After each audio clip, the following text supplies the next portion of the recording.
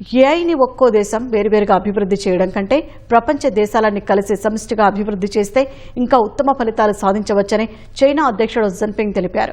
షాంఘైలో జరుగుతున్న world artificial intelligence conference 2026 ప్రారంభోత్సవంలో ఆయన ప్రసంగించారు.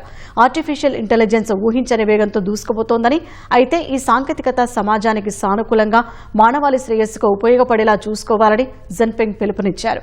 ఆలోచించే యంత్రాలతో మానవుడు ఎలా కలిసి నడవాలి, నిర్ణయాధికారాల్లో ఆల్గరిథమ్స్ భాగమైనప్పుడు భద్రతను ఎలా కాపాడాలనే ప్రశ్నలకు ప్రపంచ దేశాలు ఆలోచించి సమాధానాలు వెతకాల్సిన సమయం ఆసన్నమైందని పేర్కొన్నారు. ప్రపంచ దేశాల మధ్య డిజిటల్ వ్యత్యాసాలు పెరుగుతున్నప్పుడు ఏఐ ఫలాలను అందరికీ ఎలా చేర్చాలో సమాలోచనలు జరగాలన్నారు. ఏఐని ప్రోత్సహించేందుకు అభివృద్ధి చెందుతున్న దేశాలకు చైనా పూర్తి సహకారాన్ని అందిస్తుందని జిన్పింగ్ అన్నారు. రానున్న 5 ఏళ్లలో 5,000 రీసెర్చ్ ప్రాజెక్టులతో పాటు శిక్షణ, సదస్సులు, కోఆపరేషన్ సెంటర్లను ఏర్పాటు చేయనున్నట్లు వెల్లడించారు.